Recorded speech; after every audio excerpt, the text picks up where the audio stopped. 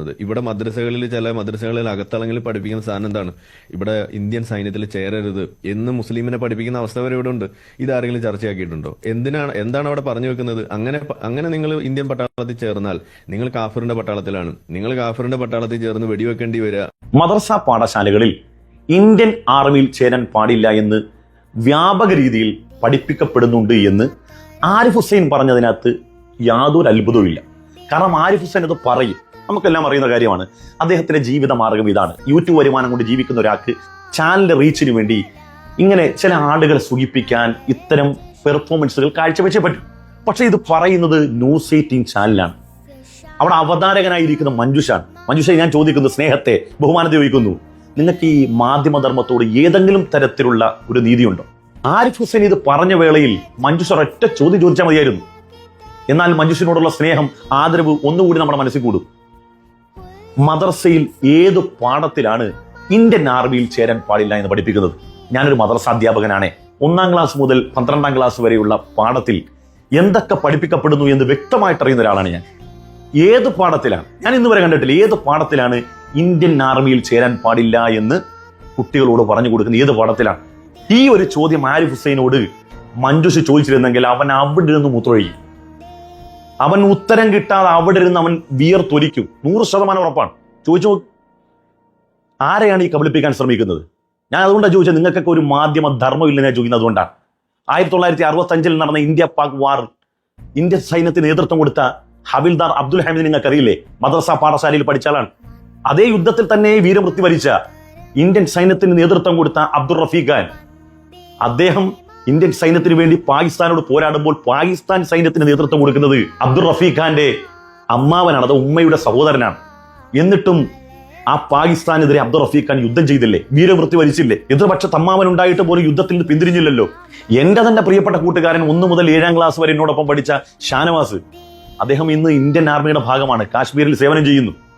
എത്രയോ ആളുകൾ, എന്റെ അറിവനുസരിച്ച് 29,000-ഓളം വരുന്ന മുസ്ലിം പട്ടാളക്കാർ ഇന്ത്യൻ ആർമിയിലുണ്ട്. അതിലധികമായാലേ ഉള്ളൂ.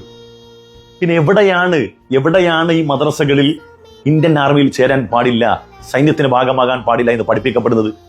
ഒരു കള്ളം പറയുമ്പം യാതൊരു ഉളുപ്പുമില്ലെങ്കിൽ പോലും കേട്ടിരിക്കുന്നവർക്ക് മൗനിയാകാൻ എങ്ങനെ കഴിയുന്നു?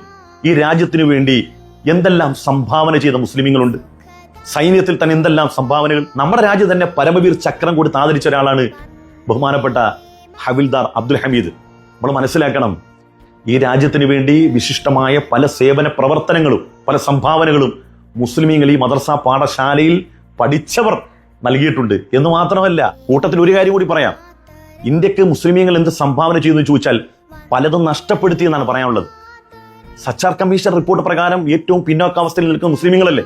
തൊഴിൽ മേഖലയാണെങ്കിലും വിദ്യാഭ്യാസ മേഖലയാണെങ്കിലും പിന്നോക്കാവസ്ഥയിലാണെന്ന് സച്ചാർ കമ്മീഷൻ റിപ്പോർട്ട് പുറത്തു വന്നല്ലോ. എങ്ങനെയാണ് വിദ്യാഭ്യാസ മേഖലയിൽ മുസ്ലിമീങ്ങൾ പിന്നോക്കാവസ്ഥയിലായത്? ഇന്നും മുസ്ലിമീങ്ങൾ വിദ്യാഭ്യാസ മേഖലയിൽ അതിജീവനത്തിന്റെ പാതയിലാണ്. സമീപകാലത്താണ് വിദ്യാഭ്യാസപരമായ ഔന്നത്യത്തിലേക്ക് മുസ്ലിമീങ്ങൾ എത്തിപ്പെട്ടുള്ളൂ. എന്തുകൊണ്ട്? എന്റെ ഓർമ്മ ശരിയാണെങ്കിൽ 1950 മറ്റാണെന്ന് തോന്നുന്നു, കൊൽക്കട്ടയിൽ മെക്കാളോ പ്രഭു ഇംഗ്ലീഷ് വിദ്യാഭ്യാസത്തിന് ശിലവാകുന്നത്. അന്ന് മെക്കാളോ പ്രഭു പറഞ്ഞ ഒരു വാക്ക് ചരിത്ര പ്രസിദ്ധമാണ്: ഇന്ത്യൻ ശരീരവും ബ്രിട്ടീഷ് മനസ്സുമുള്ള ഒരു സമൂഹത്തെ ഇംഗ്ലീഷ് വിദ്യാഭ്യാസത്തിലൂടെ ഞാൻ വാർത്തെടുക്കുമെന്ന്. അന്ന് വ്യാപക തോതിൽ അന്നത്തെ കാലഘട്ടത്തിലെ എല്ലാ അറബി കോളേജുകളിലും ഇസ്ലാമിക പാഠശാലകളിൽ മുഴുവനും ഇംഗ്ലീഷ് വിദ്യാഭ്യാസം ബഹിഷ്കരിച്ചിരുന്നു. എന്തുകൊണ്ടാണ്?